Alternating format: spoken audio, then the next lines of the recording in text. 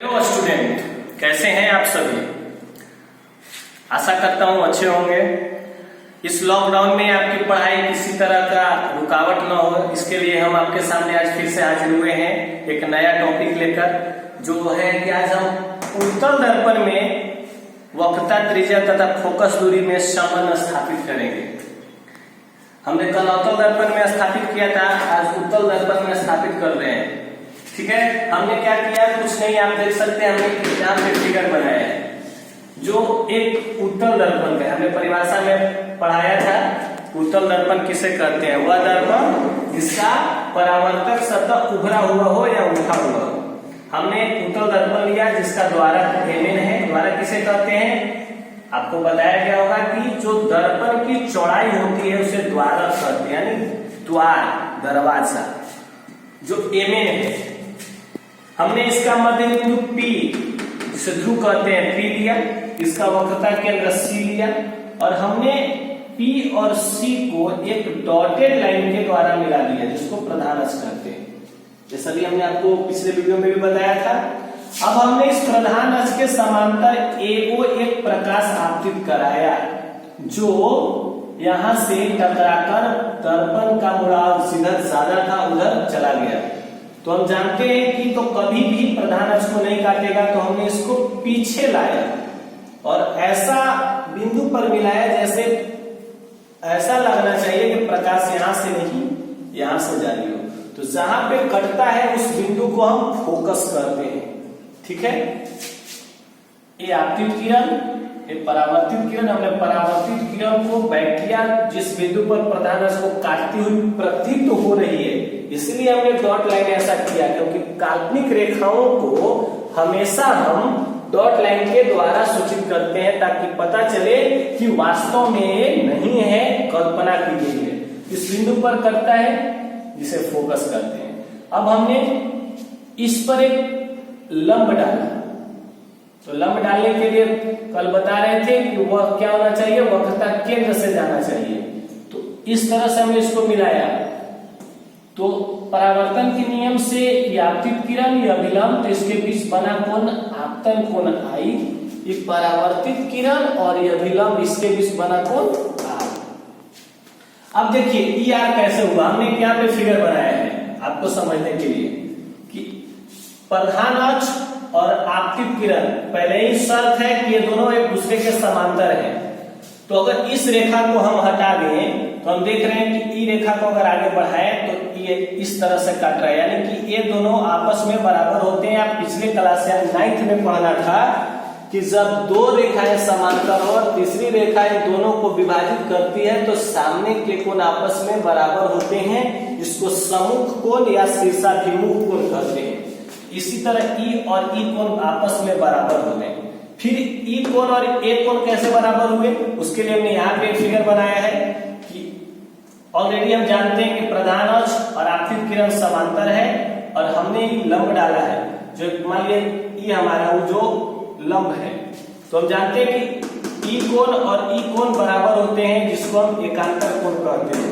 इसी तरह ई कोण ई बराबर हो गया, ई कोण इस कोण के बराबर हो गया। अब आते हैं इधर, हमारा टॉपिक आज का था क्या, उत्तल दर्पण में वक्रता, त्रिज्या तथा फोकस दूरी में संबंध स्थापित करने से पहले हम दर्पण के बारे में कुछ इंट्रोडक्शन लिखते हैं, जो हम पिछले क्लास में लिखे थे। आज उसको हमने छोड़ दिया है, तो उसकी उतनी इंपॉर्टेंस नहीं होती है। आप अपने तरीके से लिख सकते हैं, सेम लिखने की जरूरत नहीं है। क्या लिख सकते हैं कि मान लिया कि एमएन एक उत्तल दर्पण है जिसका ध्रुव P है, वक्रता केंद्र C है, AO एक प्रकाश आती है जो दर्पण से टकराकर वापस लौट जाती है। हमने इसको पीछे मिलाया और F पर इसे काटती है जो इसका फोकस है। और इतना लिखने के बाद हम यहाँ फिर से आ जाते हैं कि अकॉर्डिंग टू फिगर, प्रश्न से क्या, कोण AOD, आप फिगर में देखिए कहाँ है कोण AOD, इस कोण की बात हो रही है, बराबर कोण BOD, कहाँ है BOD, BOD, AOD कोण BOD बराबर है समीकरण फर्स्ट किस रूल से? तो हमने लिखा है परावर्तन के नियम से। पढ़ चुके हैं कि आपतन कोण हमेशा परावर्तन कोण के बराबर होता है। इसी तरह कोण AOD और कोण BOD आपस में बराबर हो गए। फिर से कोण BOD, कहाँ है कोण BOD? BOD बराबर है कोण COF, कहाँ है COF? COF हमने बताया इक्वल बराबर होता है सम्मुख कोण से। हमने यहाँ पे लिख भी दिया है सम्मुख कोण से कोण BOD और COF बराबर है। समीकरण सेकेंड। और क्या बराबर है हमारा तीसरा? कोण AOD, कोण AOD बराबर है क्या? OCF या FCO, कुछ भी लिख सकते हैं। हमने लिखा है OCF, कहां से? एकांतर कोण से। समझ में आ गया? इन 3 समीकरणों को आप अच्छे से समझें, तभी आगे की चीजें समझ आएंगी। अब चलते हैं समीकरण सेकेंड तथा थर्ड से। क्या है भाई? इस BOD और AOD COF और OCF के बराबर है और A दोनों भी आपस में बराबर है। आप समीकरण फर्स्ट में देख सकते हैं। E कोण इसके बराबर है, E कोण इसके बराबर है और A दोनों आपस में बराबर है। इसका मतलब कोण COF और कोण OCF भी आपस में बराबर होंगे। तो वही हमने लिखा कि कोण COF और OCF भी बराबर है। समीकरण 4। समीकरण से घबराने की जरूरत नहीं है कि 3 समीकरण हमको प्रॉब्लम देगा, ऐसा कुछ नहीं है। अब देखते हैं त्रिभुज हमको नजर आ रहा था उस फिगर में था। त्रिभुज COF एक समद्विबाहु त्रिभुज है। कैसे समद्विबाहु त्रिभुज है? आप फिगर में देखिए, कहाँ है त्रिभुज COF? यही एक त्रिभुज आपको भी नजर आ रहा होगा, त्रिभुज COF। समद्विबाहु कैसे हुआ? क्योंकि इसका 2 कोण आपस में बराबर हो गए, कोण O और कोण C। तो जब 2 कोण बराबर होते हैं तो कोण के सामने वाली भुजाएं भी आपस में बराबर होती है, यानी कि इस कोण के सामने वाली भुजा E और इसके सामने वाली भुजा E आपस में बराबर होगी। यानी कि जितनी लंबाई CF होगा उतना ही लंबाई OF होगा। वही हमने यहाँ पे लिखा है कि त्रिभुज COF एक समद्विबाहु त्रिभुज है। समद्विबाहु त्रिभुज जिसकी 2 भुजा बराबर हो या 2 कोण बराबर हो, यानी कि उस त्रिभुज में OF और CF आपस में क्या होंगे? बराबर होंगे। अब कल की बात यहाँ पे हम एक टर्निंग पॉइंट लेना पड़ता है हमको कि यदि O बिंदु, जो आपतन बिंदु कहते हैं, जिसे P के काफी निकट हो, फिर से आप फिगर पर ध्यान देंगे, यदि जो O बिंदु है यदि P के काफी निकट हो, यानी यहाँ पे हो O, अगर हम पकड़ को यहाँ ला दें तो क्या होगा? यहाँ से यहाँ तक की दूरी और यहाँ से यहाँ तक की दूरी इक्वल होगी, यानी कि A जो दूरी है इस तरह से आके यहाँ आ जाएगी। O को हम इधर लाएं तो जो ऐसे लाएंगे तो O बिंदु P पर आएगा, तो FO और PF की दूरियां लगभग बराबर हो जाएगी। वही हमने यहाँ पे लिखा है OF बराबर PF। बस यहीं तक हमको मेन समझना होता है कि OF बराबर PF जब बिंदु OP के काफी निकट आ जाएगी तब। अब दोबारा पुनः अब हम दूरी निकालना चाहते हैं CP यानी कि वक्रता केंद्र से ध्रुव तक की दूरी अगर हमको निकालना है तो क्या लिखना होगा?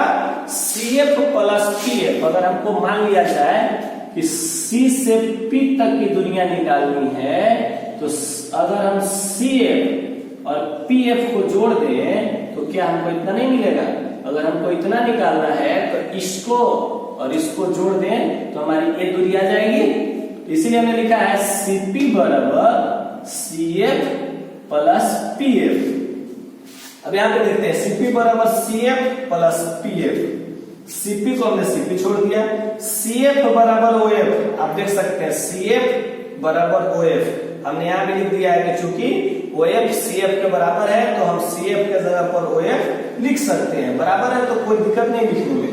फिर से CP बराबर OF के जगह पर हम PF लिख सकते हैं। OF बराबर PF लिख दिए, PF प्लस PF, चूंकि OF बराबर PF लिखने का वजह है क्योंकि PF क्या है, यहाँ से हम जानते हैं ध्रुव और फोकस के बीच की दूरी को फोकस दूरी कहते हैं और हमको संबंध इसी में लाना है, इसीलिए हम सबको पीएफ में बदल रहे हैं, क्योंकि हमें जहां पहुंचना है हर चीज को उसमें बदलना होगा ना, इसीलिए सीपी बराबर पीएफ प्लस पीएफ। सवाल उठता है कि सर सबको पीएफ में बदल क्यों रहे हैं, तो कारण यही है क्योंकि हमको फोकस दूरी चाहिए, इसलिए हम फोकस दूरी वाले फॉर्मूला में सबको बदल दिए। अब यहाँ पे देखते हैं सीपी, सीपी क्या होता है, हमने आपको देखिए यहाँ पे संकेत में दिखाया है, यहाँ से यहाँ तक की दूरी को क्या कहते हैं, आर कहते हैं। सीपी यही है ना, सी और पी, और सी और पी के बीच की दूरी को आर कहते हैं, वक्रता त्रिज्या कैपिटल आर द्वारा सूचित किया जाता है, तो हमने लिख दिया आर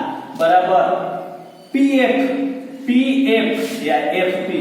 हमने देखिए इसको भी यहाँ संकेत में लिखा है कि ध्रुव और फोकस के बीच की दूरी को फोकस दूरी कहते हैं और इसे स्मॉल एफ द्वारा सूचित किया जाता है। तो हमने वही पीएफ के जगह पर एफ, फिर से पीएफ था तो एफ और एफ 2f यानी आर बराबर 2f, यहाँ पे हमारा एक चीज हो गया। और दूसरा एफ बराबर, तो आर इधर गुना में तो इधर जाएगा तो भागा में होगा, रूल के अनुसार आप भी जानते हैं एफ बराबर आर बटा 2। यही हमको सिद्ध करना था कि वक्रता त्रिज्या और फोकस में क्या संबंध है, तो आप याद रखेंगे आर बराबर 2f या एफ बराबर आर बाई 2। अब इसको हमने लैंग्वेज में लिख दिया है, या यहाँ से भी आप देख भी सकते हैं क्या कि किसी भी दर्पण का वक्रता त्रिज्या आर फोकस दूरी की कितनी गुनी होती है, तो 2 गुनी होती है। जो हमने यहाँ पे लिखा है किसी भी दर्पण का वक्रता त्रिज्या फोकस दूरी की दुगनी होती है। अगर आप ये याद नहीं करना चाहते हैं तो आप अगर इसको याद रखते हैं आर बराबर 2f, तो आप अपने दिमाग से भी क्रिएट कर सकते हैं कि वक्रता त्रिज्या फोकस की कितनी गुनी होती है, तो 2 गुनी होती है। सिंपल है, फोकस दूरी वक्रता त्रिज्या की आधी होती है या 1/2 गुनी होती है। इसी के साथ हमारा आज का क्लास खत्म होता है। अगर आपको इसमें किसी तरह का प्रॉब्लम या समझ में नहीं आता है तो आप हमारे कमेंट बॉक्स में कमेंट करें, हम कोशिश करेंगे कि आपके समस्याओं को जल्द से जल्द समाधान करें। तब तक के लिए बाय, फिर मिलेंगे नए वीडियो के साथ अगले दिन।